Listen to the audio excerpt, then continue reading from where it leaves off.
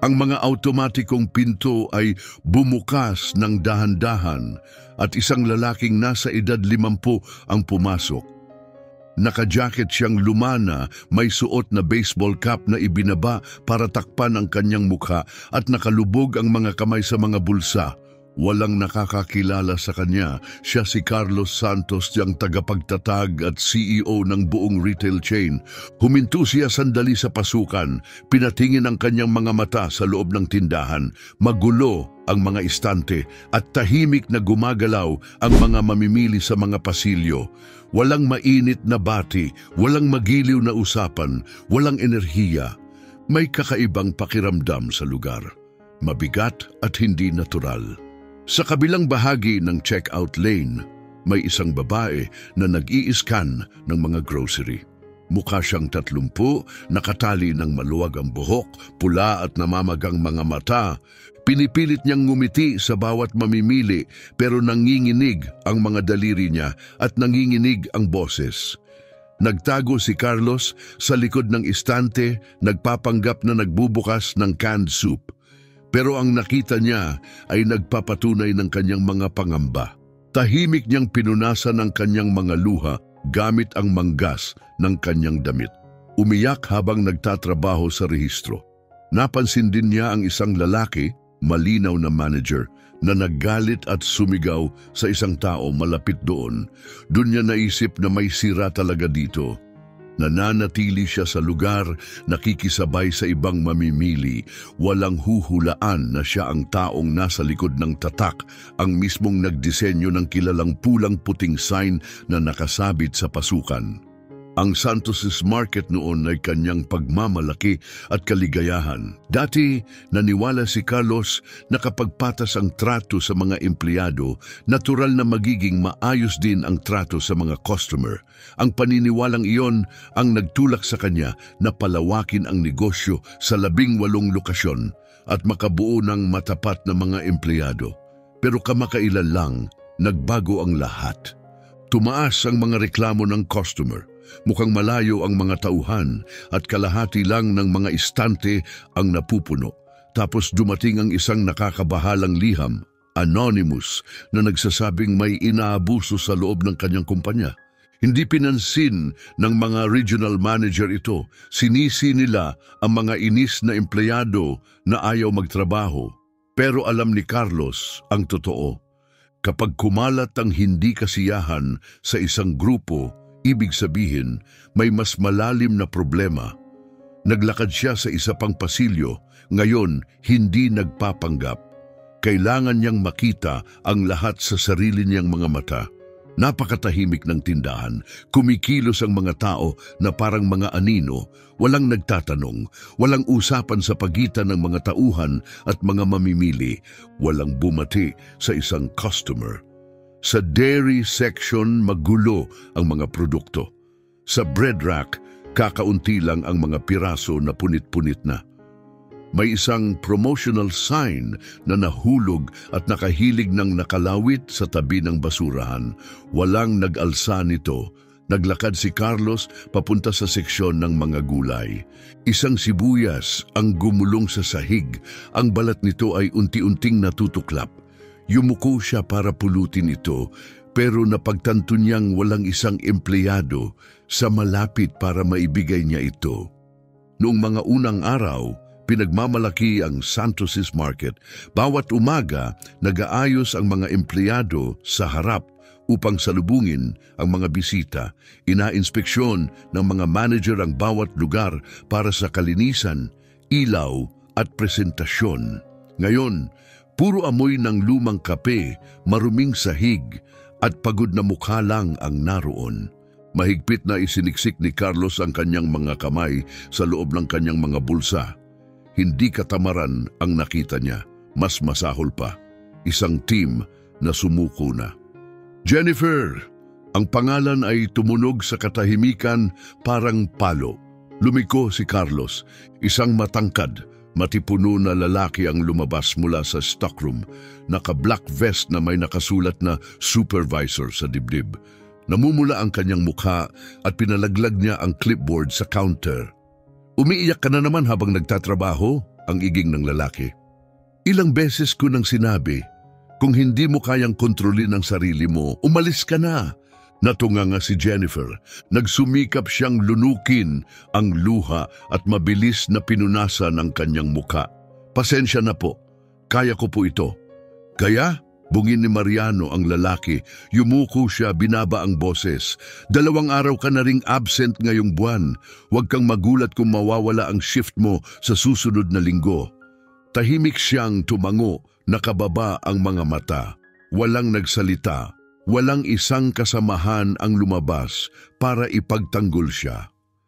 Nakatayo si Carlos sa likod ng istante, nakikipagsapalaran. Hindi ito disiplina. Ito ay hayagang pambubuli at wala ito sa lugar sa kanyang kumpanya. Nang bumalik si Mariano sa opisina, ang katahimikan ay parang bakas ng bagyo. Huminga si Jennifer ng malalim, itinaas ang likod at nagpatuloy sa trabaho. Halos bumulong ang boses niya na salamat sa bawat customer. Nanginig pa rin ang kanyang mga kamay habang iniabot ang sukli at resibo. Hindi tumigil si Carlos sa pagmamasid. Inayos niya ng bahagya ang ilang lata sa istante para magmukhang maayos. Pero hindi niya tinanggal ang tingin sa lane 4. Hindi siya lumaban, hindi siya sumigaw. Pinipilit lang niyang ayusin ang sarili na parang gumuho ang lahat sa loob niya. Habang unti-unting nauubos ang tao, yumuko siya ng bahagya sa counter, hinahawakan ang gilid ng kanyang uniforme. Nakatiklop ang mga labi, pilit na pinipigilan ang pagbabalik ng luha. Naramdaman ni Carlos ang malalim na sakit sa kanyang dibdib. Hindi lang ito pagkadismaya, ito ay kalungkutan. Anong sakit ang dinadala ng batang babae na ito na nagwasak sa kanya sa harap ng publiko, pero nagpapatuloy pa rin na parang walang nangyari. Naglakad si Carlos papunta sa section ng mga snacks. Nagpapanggap na tumitingin lang, pero nakita niya ang lahat. Ang mga palitan ng tingin ng mga empleyado, ang kanilang mga kilos ng katawan, ang mga bakanting sandali na hindi akma sa isang lugar na dapat buhay. Tapos may isang batang lalaking empleyado na natapilok sa isang hindi inalagaan na palet. Walang nag-alala sa kanya. Ang batang lalaki na natapilok lang ang daliri ng paa ay nagpatuloy lang sa pag-aayos ng mga istante, nakayuko ang ulo na para bang wala lang nangyari. Isang matandang customer ang matiyagang naghintay sa service desk ng halos 3 buong minuto, pero walang dumating para tulungan siya. Sa frozen food section, may isa pang empleyado, isang babae naman ngayon, ang umaabot pataas para ilagay ang price label sa pinto ng freezer. Nanginig ang mga braso niya at mabigat ang paghinga para bang nahihirapan lang siyang tumayo. Napansin ni Carlos lahat ng ito. Hindi lang ito masamang moral. Mukhang ubos na ubos ang mga tao. Hindi na nila kailangang magsalita. Nakikita ang pagod sa kanilang mga mukha, sa kanilang postura, pati na sa mga tahimik na buntong hininga na hindi nila namamalayan. Hindi lang simpleng tindahan ito na nawalan ng sigla.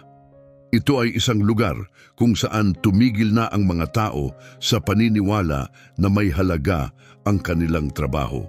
Isang lamig ang dumaloy sa gulugod ni Carlos. Ngayon naiintindihan na niya, hindi ito isyong panlabas lang. Mas malalim ito. Hawak pa rin niya ang isang aluminum na kawali habang mabagal siyang naglalakad sa housewares aisle.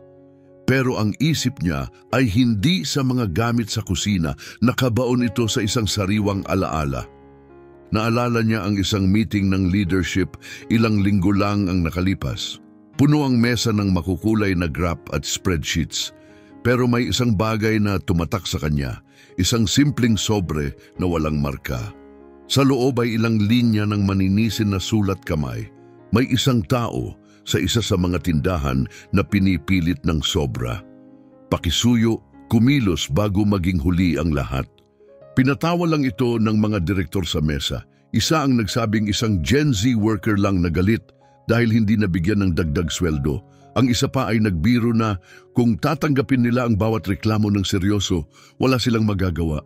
Tahimik si Carlos, pero hindi niya makalimutan ng sulat. Hindi ito reklamo, parang daing ng tulong. Ngayon, pagkatapos ng lahat ng nakita niya, si Jennifer, ang mga pagod na tauhan, ang mga patay na pasilyo, alam na niya ang katotohanan. Ang sumulat ng mensahe ay totoo, at ang tanging tao na may kapangyarihang ayusin ito ay siya. Mamaya habang nagpapahinga ang mga tauhan, bumili si Carlos ng granola bar sa vending machine at naglakad malapit sa break room. Hindi niya planong pumasok. Gusto lang niyang maintindihan kung paano humaharap ang mga trabahador sa matinding pagod ng kanilang shift. Pero tumigil siya. Sa loob ng silid may umiiyak, isang mahinang boses na pumipitik sa pagitan ng mga hiyawan ang bumalot sa katahimikan. Hindi ko na kaya ito. Si Jennifer yun, talagang sinubukan ko, binigyan ko ng buong puso. Pero ano man ang gawin ko, hindi ito sapat. Pinutol ang oras ko sa trabaho. At ngayon, hindi ko na kayang maglagay ng gasolina sa kotse ko. Late na ang renta ko. Sumunod ang katahimikan, matindi at hilaw. Tapos isang boses, mas mahinahon, malamang ang batang lalaki na kanina. Target din ako ni Mariano, bulong niya. Sino mang may anak, may sakit o humingi ng leave, pinaparusahan niya kami. Natunganga si Jennifer. Hindi ako nawalan ng trabaho dahil wala akong pakialam. Nagkaroon ng asthma attack ang anak ko. Nasa ospital siya. Niluhod ko si Mariano para sa konting oras. Pero sinabi niyang hindi ako mapagkakatiwalaan. Hindi gumalaw si Carlos. Bawat salita ay tumusok sa malalim sa loob niya. Ang kumpanyang ginawa niya, ang pangarap niya, ay naging isang lugar na nagpaparamdam sa mga tao na wala silang halaga. At wala namang nakapansin hanggang ngayon. Nang tuluyang umalis si Jennifer sa gabi na iyon, kumukuti-kutitap ang mga ilaw ng tindahan sa parking lot. Sinundan siya ni Carlos mula sa malayo, maingat na hindi takutin siya. Hindi siya naniniktik, gusto lang niyang maintindihan ang katahimikang dala niya. Dahan-dahang naglakad si Jennifer, ang lumang bag na kasabit sa balikat.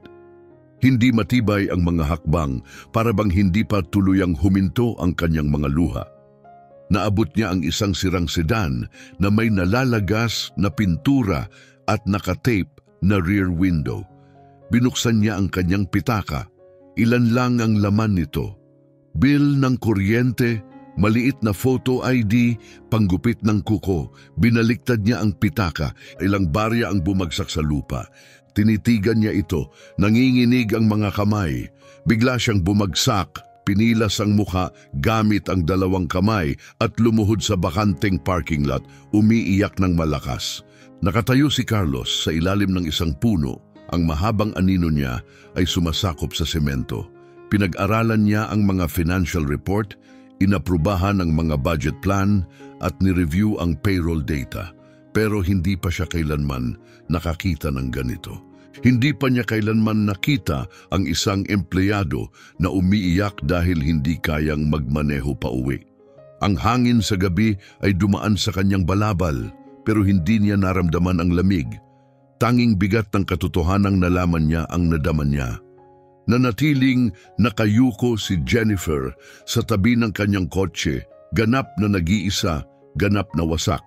Isang ina, empleyado, tao, wasak dahil sa sistemang may pangalang kanya.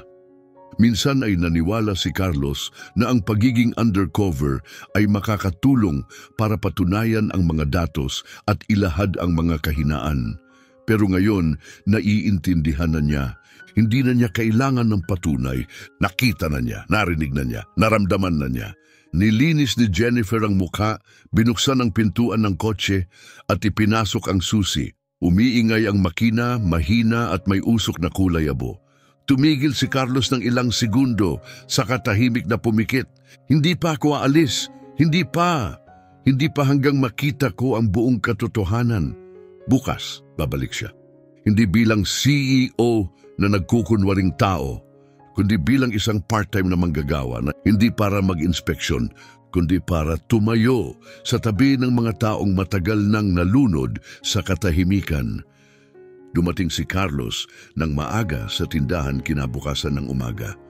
Nakasuot siya ng bagong uniforme at may pansamantalang badge na may nakasulat na pangalan sa dibdib. Nakasulat dito, Dan, trainee staff. Walang napansin sa kanya, walang bumati.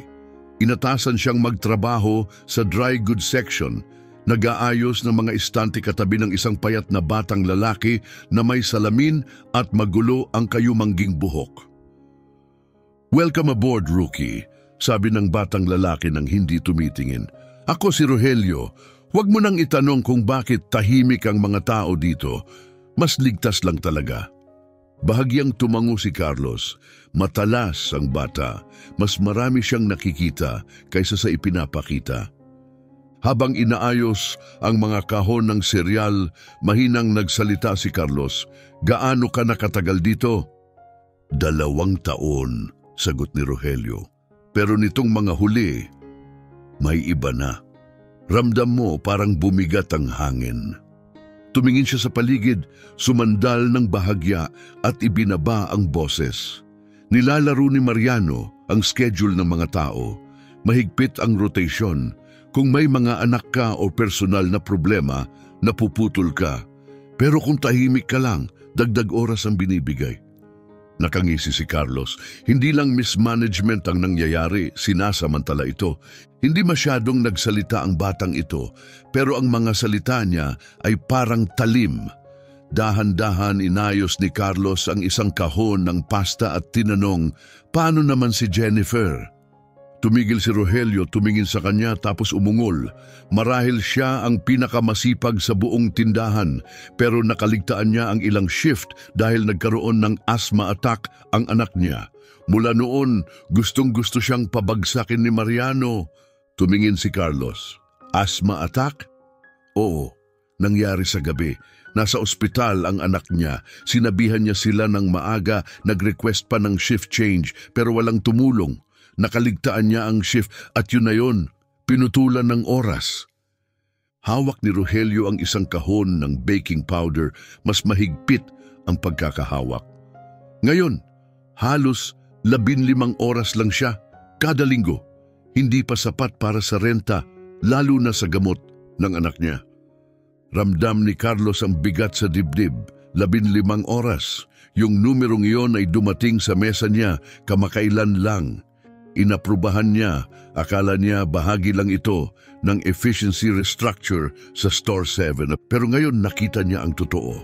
Yung numerong iyon ay buhay ng isang pamilya at di sinasadyang pinirmahan niya ang pagkawasak nito.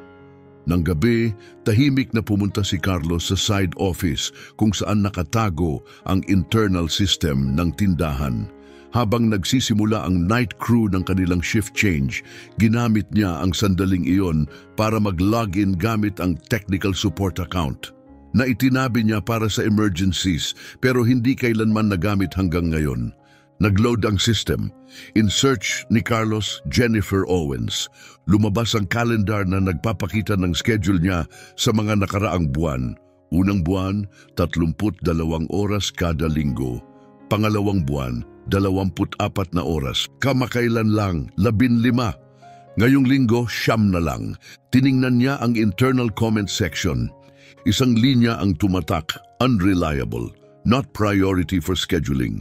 Napikit si Carlos, in-search niya ang ilan pang pangalan, Rogelio, Teresita, Jorge. Mga empleyadong tila pagod at stressed. Parehong pattern, konting oras, parehong label. Tapos tiningnan niya ang mga paborito ni Marianos, mga malalapit sa kanya. Matatag ang oras nila, minsan mas mataas pa. Hindi na matatawaran, hindi lang mismanagement ang ginagawa ni Mariano. Ginagamit niya ang schedule para parusahan at kontrolin. Pinagpapagod niya ang mga tao para magmukhang maganda ang resulta niya. Nang hapon, nilakad ni Carlos ang daan papunta sa opisina ng manager. 3 beses siyang kumatok. Sa loob, may maririnig na mahinang tugtog ng country music at kaluskos ng papel. "Pasok," sabi ng isang boses. Tumingin si Mariano mula sa mesa. Pagod ang mga mata pero may taas ng ilong. Hindi niya kilala si Carlos. Akala niya bagong empleyado lang. "Ano?" tanong niya na walang gana. Pumasok si Carlos, matatag ang boses. "Narinig ko ang tungkol kay Jennifer. Naputol daw ng malaki ang mga shift niya. Totoo ba iyon?" Umupo si Mariano na may ngiting pang-aasar. Palaging may dahilan yan. Laging late. Palaging ina-assign ang anak niya. Winala niya ang kamay. "Hindi ako tagabantay ng problema ng bawat isa." Nanatiling kalmado si Carlos. Pero kung ospital ang anak niya at sinabi niya ng maaga, "Trabaho ito, hindi therapy session," sagot ni Mariano. "Kailangan ko ng maaasahang tao, hindi yung laging tumatakbo kapag may sipon ng anak nila." Malamig at mekanikal ang kanyang mga salita, walang kahit kaunting awa. Pagkatapos ibinaba niya ang boses na parang may sinasabi, "Tingnan mo, gumagana ang system na ito, pinuputol ang oras, binabawasan ang payroll, at pinabababa ang gastusin. Gustong-gusto ito ng head office." Hindi gumalaw si Carlos. Sa harap niya ay isang taong ginamit ang posisyon para maging malupit. Hindi dahil sa tungkulin, kundi para sa pansariling kapakinabangan. At ang pinakamalala, akala ni Mariano na walang makakaalam. Umalis si Carlos sa opisina ng tahimik. Mahigpit ang pagkakakapit ng mga kamay sa bulsa ng Amerikana. Parang nasusunog ang dibdib niya, hindi dahil sa pagod, dahil sa galit. Ang taong pinagkatiwalaang manguna ay ginamit ang kapangyarihan para parusahan. Pinutol ang oras para lang magmukhang mahusay sa mga numero. Dinurog ang dangal ng isang ina para lang sa itsura ng kahusayan. At pinaparangalan pa siya ng system para doon. Huminto si Carlos sa kalagitnaan ng pasilyo, nakatuon ang mga mata sa pamilyar na karatula sa dulo ng tindahan, Santos's Market. Ang kanyang pangalan, dating simbolo ng pagmamalaki, ngayon may bahid ng kahihiyan. Kaakibat ng isang bagay na hindi niya kailanman nilayon, isang sistema na sumasakit sa mismong mga taong pinagkakatiwalaan nito. Huminga siya ng malalim at inilabas ang kanyang telepono. Bagaman kalmado ang boses, may bigat na dala ito. "Janet, linisin mo lahat ng schedule ko para bukas." "Pero sir, may quarterly strategy meeting tayo." "Alam ko," sagot niya ng putulin, "pero may mas mahalagang dapat kong atendingan. Matagal na akong naghintay. Sumasakit na ang mga tao at hindi ko na kayang balewalain pa." Hindi siya babalik bilang CEO. Babalik siya bilang taong nagtatag ng kumpanyang ito gamit ang sariling kamay. At ngayon ay kailangang ayusin ang mga pagkakamaling nangyari. Noong gabing iyon, hindi natulog si Carlos. Umupo siya sa isang simpleng kwarto sa hotel malapit sa tindahan. May malamig na tasa ng tsaa sa tabi. Ang liwanag mula sa poste ng ilaw ay sumasakop sa lamesang puno ng mga tala, mga handwritten na paalala, mga shift schedule, mga pangalan ng mga empleyadong halatang pagod. Sa huling pahina, isang pangalan ang napalibutan ng makapal na pulang tinta, Jennifer Owens. Pumikit si Carlos. Sa isip niya, bumalik siya sa kanyang kabataan, nag-aayos ng mga gulay, nagwawalis ng sahig, nagkikiskis ng chewing gum sa ilalim ng mga istante. Naalala niya ang alab na naramdaman noon, ang pangakong ginawa sa sarili, "Kapag nakapagtayo ako ng sarili kong negosyo, iba ito, mas maganda." Ngunit ngayon, naging tulad na ito ng lugar na dati niyang nilisan. Hindi lang ito nabigo sa mga prinsipyo nito, dahan-dahang binibiyak nito ang mga taong tulad ni Jennifer. Binuksan niya ang telepono at nag-scroll sa mga larawan ng empleyado. Dumaan si Mariano, yung peking ngiti, yung makintab na itsura na pinagpupurihan ng corporate. Nilampasan niya ito. Napansin ng isang lumang larawan, mga masayang empleyado, matapang na nakatayo, magkayakap, ganyan dati. "Sapat na," bulong niya. "Bukas, titigil na akong magtago." Sa bukang liwayway kumislap ang unang sikat ng araw sa salamin ng mga pinto ng Santos's Market. Ngayon hindi nagtago si Carlos. Walang sombrero, walang lumang Amerikana, walang palaro. Pumasok siya suot ang isang gray na angkop na suit, malinis na damit at asul na kurbatang pastel. Sa dibdib niya kumikislap ang isang makintab na metal na badge, Carlos Santos, Chief Executive Officer. Kalmado ang mga yapak niya ngunit puno ng layunin. May nagbago sa enerhiya ng tindahan nang siya ay pumasok. Lumingon ang mga tao, tumahimik ang mga usapan, natingala ang mga empleyado, natigilan. Murmur ng mga bulungan sa paligid, siya yon, ang may-ari. Nakita siya ni Jennifer mula sa kabilang dulo ng tindahan. Natigil ang kanyang kamay habang nag-i-scan. Nagkatinginan sila at agad niyang naunawaan. Hindi na siya nagkukunwari.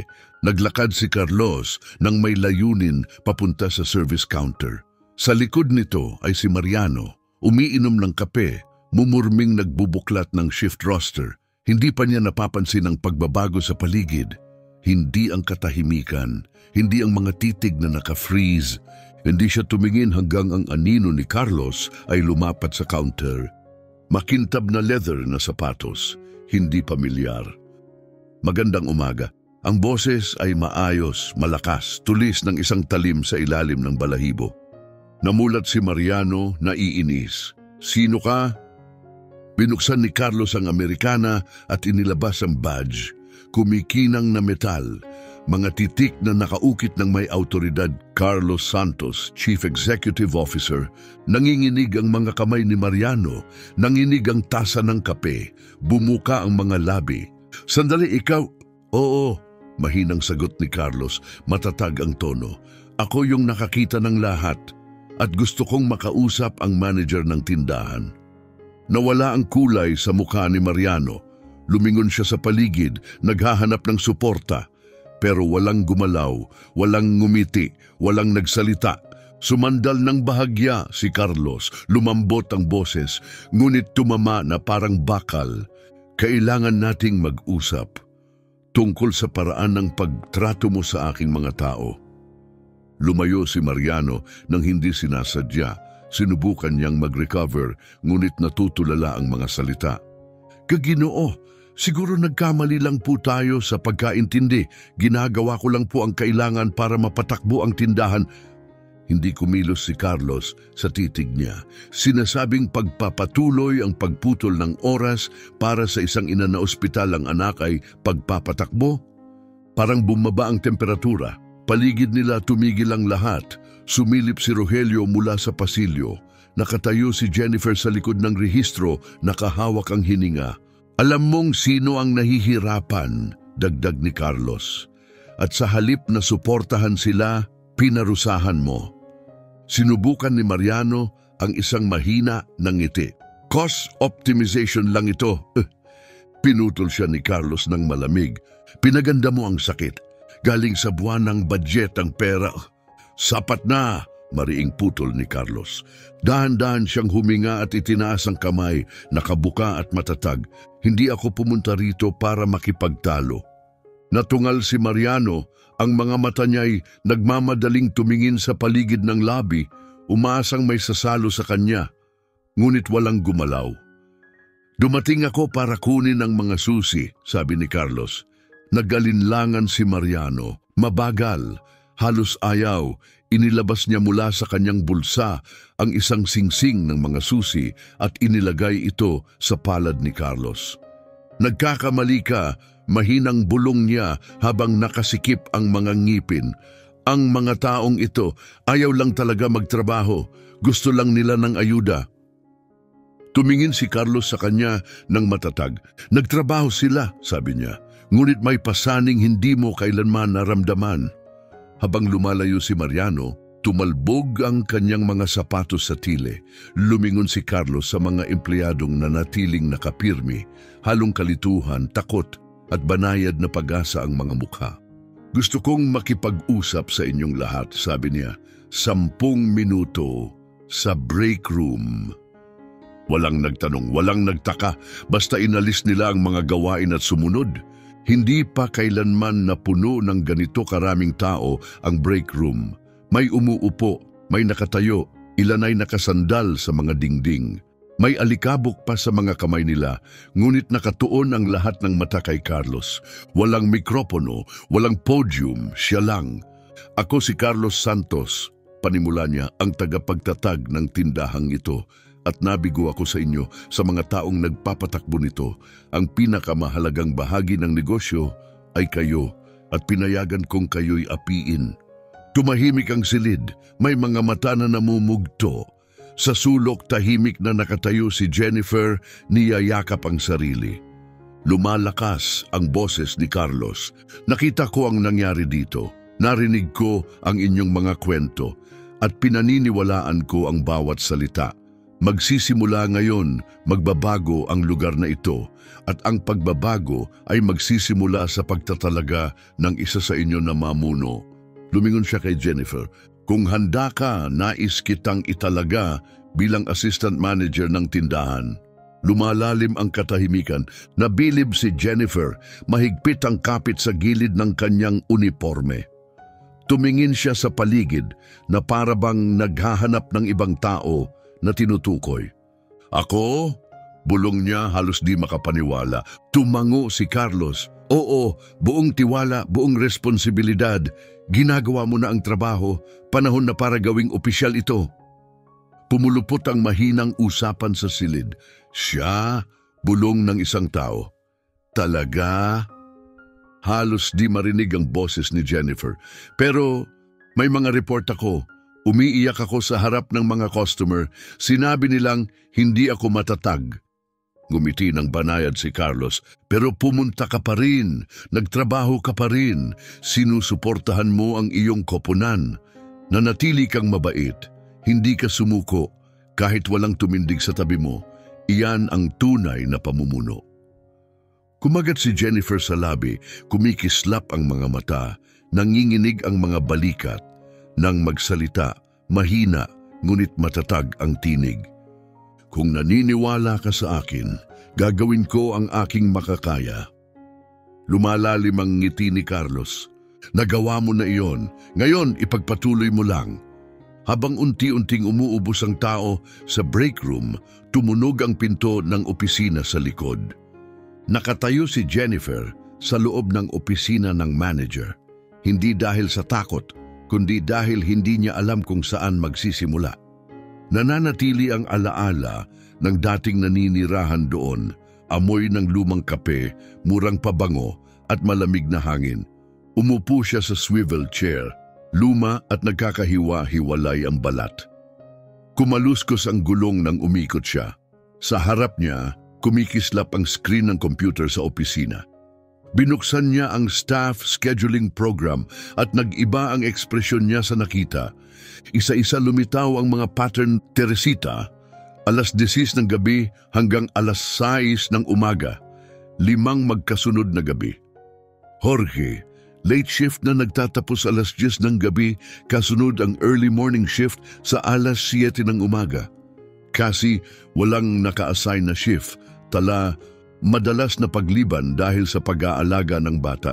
Nagmumuni-muni si Jennifer, nag-imbestiga siya ng mas malalim. Gulo ang buong schedule, ginawa ng walang malasakit at awa. Naiwan ang mga magulang na walang tulong, walang regularidad ang mga estudyante. Napabayaan ang buhay para lamang pumasa sa maayos na columns sa spreadsheet na hindi lang siya ang biktima. Ginamit ni Mariano ang schedule laban sa lahat. Bulong ni Jennifer, hindi lang ako ang nasaktan niya. Nasaktan niya tayong lahat. Bumalik ang atensyon niya sa mesa, nakabukas ang spiral notebook kay Mariano, mga kalat-kalat na sulat pula sa bawat pahina. Putulin ang oras ni Teresita, masyadong emosyonal. Kasi hindi mapagkakatiwalaan. Hindi angkop si Jorge sa premium slots. Dahan-dahang isinara ni Jennifer ang notebook at inalis sa gilid. Nagbukas siya ng bagong dokumento sa scheduling program, isang malinis na pahina, at nagsimulang mag-type. Bigyang prioridad ang mga single parent. Mag-assign ng matatag na morning shift. Huwag lalagpas sa 3 magkasunod na night shift. Kung may mga klase, anak o caregiving duties ang empleyado, ipagbigay alam ng maaga at aayusin natin. Bawat linya ay dahan-dahan ngunit may layunin. Bawat pindot ng key ay nagbabago ng sirang sistema. Hindi na ito basta schedule. Ito ay isang pangako. Naiintindihan ni Jennifer na hindi bigla magiging madali ang lahat. Magkakaroon pa rin ng mga linggong kulang sa tauhan, mahihirap na customer at mahabang oras ng trabaho. Pero alam niya ng tiyak ang isang bagay. Kung gusto mong panatilihin ang mabubuting tao, kailangan mong simulan sa paggalang sa buhay nila sa labas ng uniforme. Sa ilalim ng bagong schedule, inilagay niya ang isang huling linya na nakabold. Kung may mga alalahanin kayo tungkol sa inyong shift, kausapin ninyo ako ng diretso. Bukas palagi ang pintuan ko. Tumingin siya sa maliit na bintana ng opisina. Dahan-dahang gumagalaw ang mga tauhan sa sahig ng tindahan. Pumapasok ang sikat ng araw sa gitna ng araw sa pamamagitan ng salamin at sa unang pagkakataon, pagkatapos ng matagal, naramdaman niya na may kinabukasan ang lugar na ito. Sa hapon na iyon, bago ang huling palitan ng shift, nagpadala si Jennifer ng maikling mensahe sa loob ng kumpanya. Break room meeting, 5 minuto. Walang nakakaalam kung ano ang aasahan, pero lahat dumating. Ngayon, iba ang pakiramdam sa paligid. Walang clipboard na pinagsuntok sa mesa, walang galit na titig. Kung si Jennifer lang naka-uniforme pa rin sa trabaho, may kaunting pulbos sa mga kamay mula sa paghawak ng mga produkto. Nakatayo siya sa harap, tumitingin sa buong silid. May mga umuupo na nakaurong ang mga balikat. Ang iba ay nakasandal sa pader, nakakross ang mga braso. Karamihan ay tahimik na nag-aabang. Nilinaw ni Jennifer ang kanyang lalamunan. Bahagyang nanginginig ang boses pero malinaw. Alam kong ang mga nakaraang linggo ay napakahirap. Akala ko noon na ang pagiging tahimik lang ang paraan para makaligtas. Huminto siya at nilunok ang luha. Pero mali ako at humihingi ako ng paumanhin sa pagiging tahimik at sa hindi pagtindig sa inyo ng mas maaga. Sa likuran, ibinaba ni Rogelio ang tingin. Kumunot ang noo ni Teresita at kumunot ang mga kamao. May isang dahan-dahang tumango. Nagpatuloy si Jennifer, ngayon ay mas matatag. Magsisimula ngayon, may karapatan kayong lahat na marinig. Ang schedule ay iaayon sa inyong mga buhay. Walang dapat pipili sa pagitan ng kanilang mga anak at trabaho. At kung ako ay magkakamali, kung may tratong hindi patas, maaari kayong lumapit sa akin o kung kailangan direkta kay Ginoong Santos. May ilang umangat ang mga ulo, isang palakpak ang sumira sa katahimikan. Sinundan pa ito ng iba, hindi galit na palakpak, kundi parang pagbibigay laya, parang mga tao'y pinakawalan ang hiningang matagal nang nakatali. Nagtapos ang pulong. Unti-unting umaalis ang mga tauhan, mas mabagal ngayon. Wala na ang tensyon, pero hindi pa rin kumpleto ang ginhawa. Nanatili si Jennifer sa tabi ng pintuan, iniikot ang mga mata sa silid. Napansin niya si Rogelio na nagtutulak ng kahon papuntang stockroom.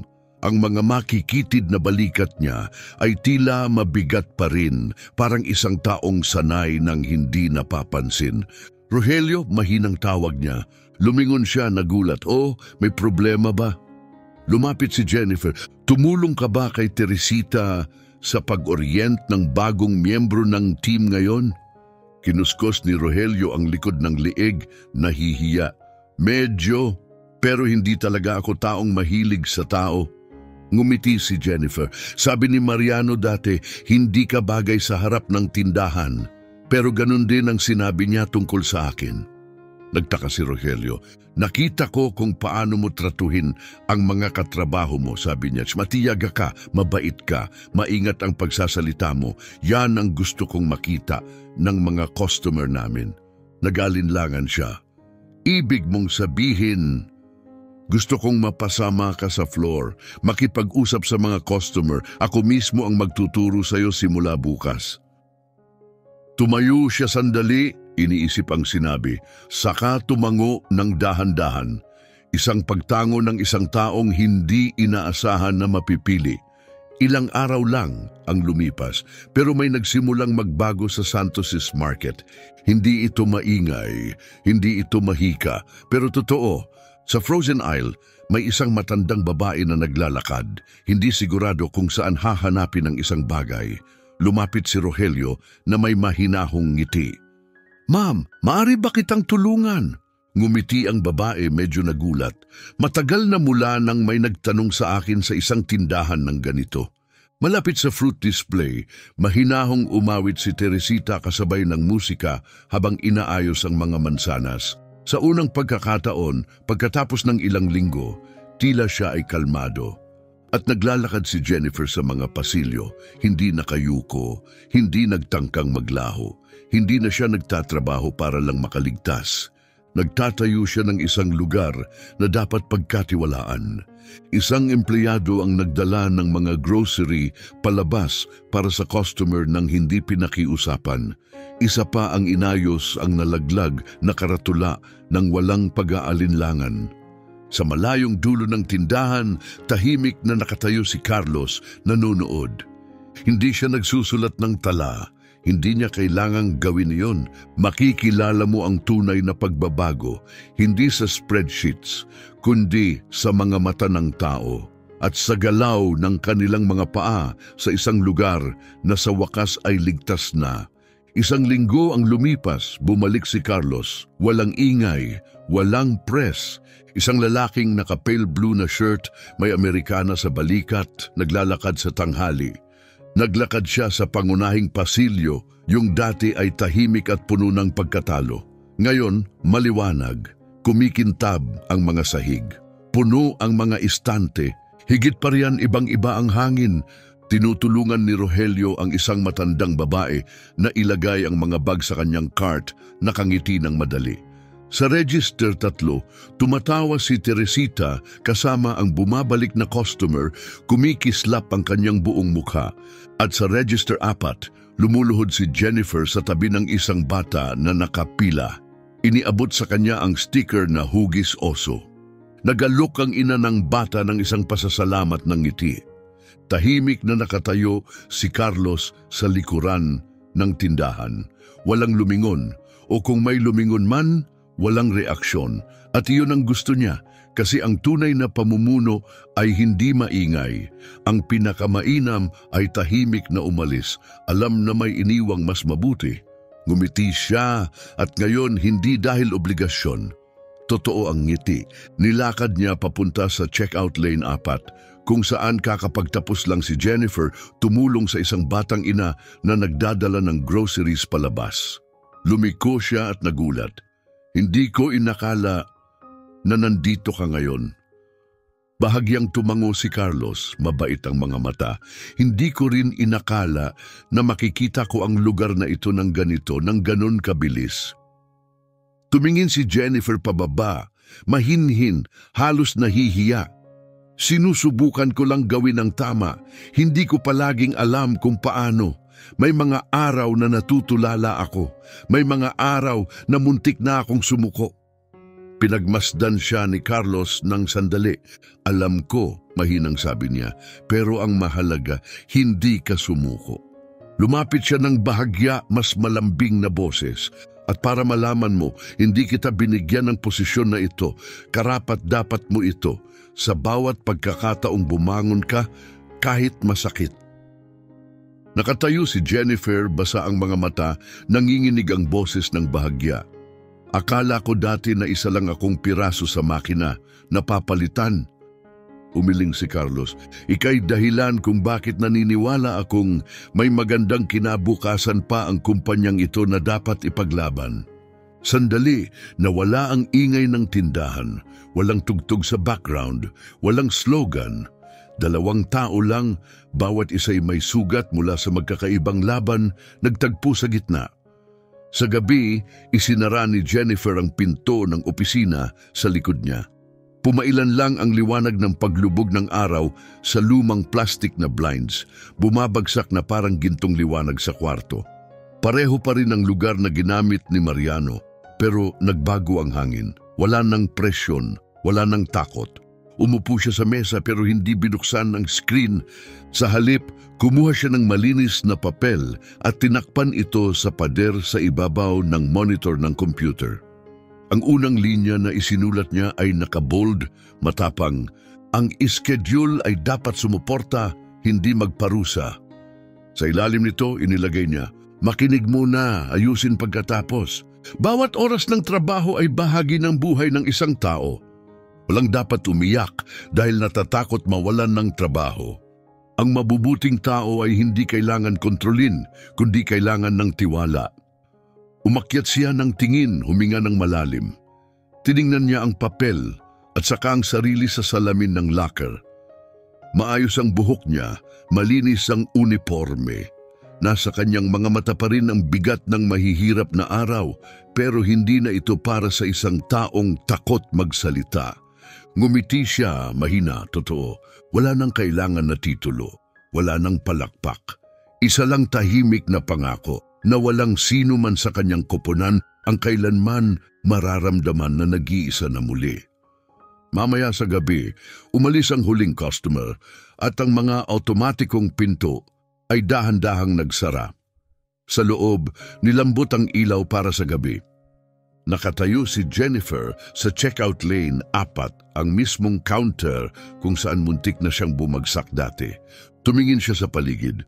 Si Rogelio ay nagtuturo ng bagong hire sa likuran. Si Teresita ay nagtupi ng apron, kumaway na may ngiti.